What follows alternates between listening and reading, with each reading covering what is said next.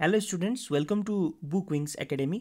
यो भिडियोमा हामी BLE को सेटबाट आउने सबै खालको क्वेसन 5 मिनटभित्र गर्ने ट्राई गर्छौँ है त। फर्स्ट क्वेसन 2081 काठमाडौँमा सोधेको छ। A भनेको 2,5 दिएको छ र B भनेको 5,7 दिएको छ। What type of set A and B are either overlapping or disjoint भनेको छ। यस्तो क्वेसनमा यदि हामीलाई A र B मा यदि कमन दियो भने कुनै पनि एलिमेन्ट कमन छ भने त्यसलाई ओभरल्यापिङ भनिन्छ र यदि कमन छैन भने त्यसलाई डिस्जोइन्ट भनिन्छ। कमन छ भने ओभरल्यापिङ र कमन छैन भने डिस्जोइन्ट। अर्को क्वेसन छ write any two proper subset that can be made from set B भनेको छ। ल फिगर हेरौँ है। ल एमा के दिएको छ 2,5, बीमा 5,7। यसमा हेरौँ त कमन छ। कमन के छ 5 छ। कमन 5 छ भनेपछि 5 लाई हामी भेन डायग्रामको बिचमा राख्छौँ र बाँकीको 2 लाई यहाँ राख्छौँ, यतापट्टिको 7 लाई हामीले यहाँ राख्छौँ भनेपछि हाम्रो फिगर यस्तो बन्यो। कमन बिचमा 5 भयो, त्यसकारण त्यसलाई हामी ओभरल्यापिङ भन्छौँ। यदि यही क्वेसनमा 5,7 र 8,9 दिएको भए कमन छ दुईटामा कुनै एलिमेन्ट छैन भनेपछि यहाँ बिचमा भेन डायग्राम बनेन, बिचमा इन्टरसेक्सन यसरी बनेन। त्यसरी नबनेको केसमा चाहिँ डिस्जोइन्ट सेट भन्छौँ हामीले। ल अब सेकेन्डमा B5,7 को दुईटा प्रपर सबसेट भनेको छ। प्रपर सबसेट भनेको चाहिँ छुट्टा छुट्टै लेख्ने हो। 5,7 छ भने एउटा 5 को आफ्नै भयो, एउटा 7 को आफ्नै भयो र अर्को चाहिँ एम्प्टी सेट हुन्छ। तर हामीलाई क्वेसनले दुईटा मात्र लेख्नु भनेर हामीले यो दुईटा लेख्यौँ। यदि यही क्वेसनमा इम्प्रपर सबसेट भनेको भए चाहिँ B को इम्प्रपर सबसेट जस्तो क्वेसनले दिएको छ त्यस्तै सार्दिने। यो चाहिँ हाम्रो इम्प्रपर सबसेट। नेक्स्ट क्वेसन 2081 ललितपुरमा सोधेको क्वेसन। डिफाइन ओभरल्यापिङ सेट भनेको छ। फर्स्टमा make any two proper subset of B र अर्को क्वेसनमा what changes in the outcome of B makes it disjoint भनेको छ है। ल फर्स्टमा A भनेको के छ even number up to 15, B भनेको प्राइम नम्बर अप टु 15। ल हामीले इभन नम्बर अप टु 15 यहाँ लेख्यो। इभन भनेको 2, 4, 6, 8, 10, 12, 14 र प्राइम नम्बर अप टु 15 भनेको के हुन्छ 2, 3, 5, 7, 11, 13। प्राइम नम्बर भनेको चाहिँ आफूले मात्र डिभाइड गर्दा जाने, अरूले नजाने। जस्तै 2 लाई 2 ले मात्र डिभाइड गर्दा जान्छ, 3 लाई 3 ले मात्र डिभाइड गर्दा जान्छ। तर 4 लाई त 4 बाहेक 2 ले पनि डिभाइड गर्दा जान्छ, त्यसकारणले 4 प्राइम नम्बर होइन। 5 फेरि 5 ले मात्र डिभाइड गर्दा जान्छ, त्यसैले 5 प्राइम नम्बर हो। 6 लाई त 2 ले पनि डिभाइड गर्दा जान्छ, 3 ले पनि डिभाइड गर्दा जान्छ, त्यसकारणले 6 प्राइम नम्बर होइन। त्यसकारणले यो प्राइम नम्बर हामीले यहाँ राख्यौँ। अब यो दुईटामा कमन हेरौँ। A र B मा कमन छ कि छैन। A र B मा 2 चाहिँ कमन छ A र B मा। यदि कमन भयो भने के हुन्छ भनेको थिएँ मैले माथि ओभरल्यापिङ हुन्छ। कमन भयो भने ओभरल्यापिङ हुन्छ, कमन भएन भने डिस्जोइन्ट हुन्छ। अब क्वेसनले सोधेको छ 2 लाई रिमुभ गर्यो भने के हुन्छ भनेको छ। कमन हाम्रो यो माथि र तलकोमा 2 मात्र छ। यदि 2 लाई रिमुभ भयो भने के हुन्छ, अब त्यो सेट डिस्जोइन्ट सेट हुन्छ।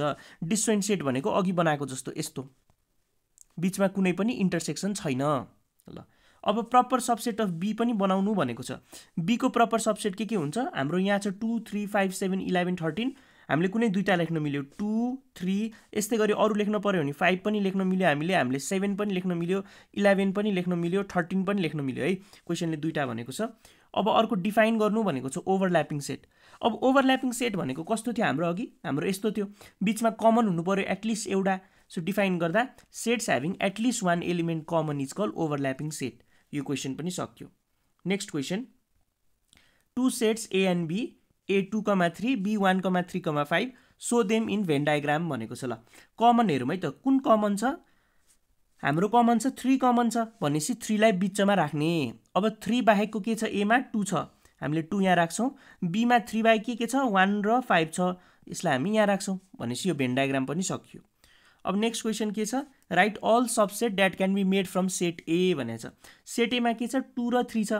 अब सबै सबसेट बनाउनु भनेको प्रपर सबसेट पनि लेख्नु पर्यो, इम्प्रपर सबसेट पनि लेख्नु पर्यो। प्रपर सबसेट भनेको चाहिँ 2,3 को के हुन्छ एउटा 2 मात्र पनि हो, एउटा 3 मात्र पनि हो र एउटा नल कुनै पनि नभएको पनि हो। इम्प्रपर सबसेट भनेको चाहिँ जस्ताको तस्तै सार्दिने।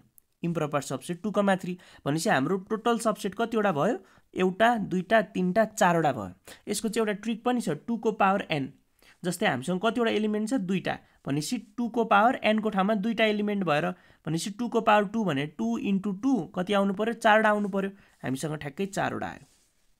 Next question 2 subset of U हामीलाई दिएको छ, A दिएको छ र B दिएको छ। अब यसमा हामीलाई के निकाल भनेको छ, what type of set A and B are either overlapping or disjoint भनेको छ। ओभरल्यापिङ हुनको लागि के हुनु पर्यो, कमन हुनु पर्यो। ल ए र बीमा के कमन छ, ए र बीमा हेऱ्यो भने हामीले ए र बीमा हामीलाई कमन के छ, ई र ई कमन छ। ई कमन भएपछि यो के भयो, कमन हुन साथै हाम्रो ओभरल्यापिङ सेट भयो, ओभरल्यापिङ। ल क्वेसनले अर्को के भनेको छ हामीलाई, यदि इफ ई इज इलिमिनेटेड कस्तो खालको सेट बन्छ भनेको छ। ई इलिमिनेट, ई त हाम्रो के छ, कमन छ। ई इलिमिनेट भयो भने अब कमन हुँदैन, कमन नभएपछि के हुन्छ, डिसजोइन्ट सेट हुन्छ।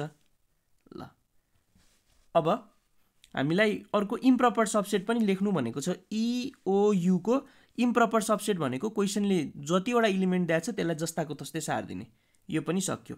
अब प्रपर लेख्नु छ, प्रपर सबसेट भनेको ई एउटा लेखिदिने, ओमा ओ पनि छुट्टै लेखिदिँदा हुन्छ, यू पनि छुट्टै लेखिदिँदा हुन्छ।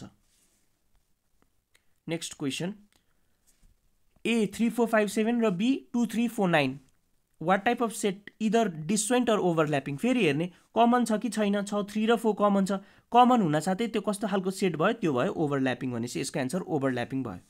Right any two proper subset of A भनेको छ। अब ए को प्रपर सबसेट के हुन्छ, ए।